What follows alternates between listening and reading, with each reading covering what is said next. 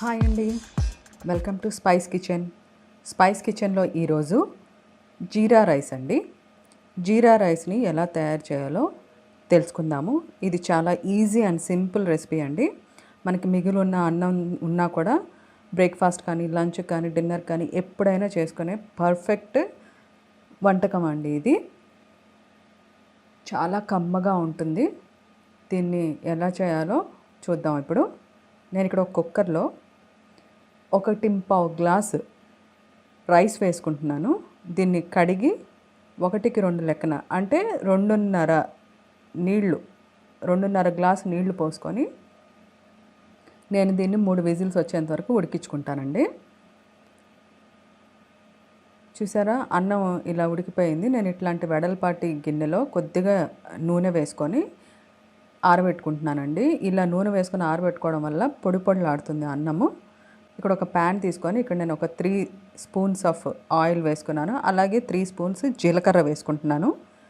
మనం ఇక్కడ జీలకర్ర అనేది ఎక్కువ వేసుకోవాలండి, ఎందుకంటే జీరా రైస్ కాబట్టి ఆ ఫ్లేవర్ మనకి బాగా రావాలి కాబట్టి జీలకర్ర ఫ్లేవర్, అందువల్ల నేను ఇక్కడ ఎక్కువ వేసుకుంటున్నాను.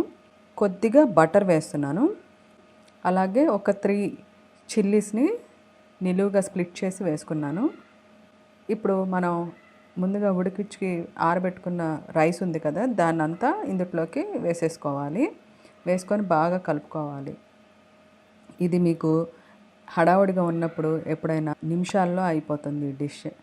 సరిపడా ఉప్పు వేసుకొని బాగా కలుపుకున్నారనుకోండి, మంచి ఫ్లేవర్ఫుల్ జీరా రైస్ రెడీ అయిపోతుంది వేడి వేడిగా. దీన్ని మనం ప్లెయిన్ సాల్నా కానీ, కడాయి పన్నీర్ కానీ, దాల్ ఫ్రై కానీ ఇలాంటి ఏ కాంబినేషన్లో తిన్నా కూడా అదిరిపోతుంది. అలాగే ఒట్టిగా తిన్నా కూడా చాలా కమ్మగా బాగుంటుందండి. మీరు కూడా ట్రై చేసి ఈ జీరా రైస్ మీకు ఎలా వచ్చిందో నాకు కామెంట్స్ రూపంలో తెలియచేయండి. అలాగే మీకు ఈ వీడియో కనుక నచ్చినట్లయితే దీన్ని మీ ఫ్రెండ్స్కి అందరికీ షేర్ చేయండి. అలాగే సబ్స్క్రైబ్ చేసుకోండి. బెల్ ఐకాన్ని ప్రెస్ చేస్తే నేను పెట్టే కొత్త వీడియో మీకు నోటిఫికేషన్ వస్తుంది. Please support me. Thank you and bye bye. ఇంకొక వీడియోలో మళ్ళీ కలుసుకుందాం. Thanks for watching.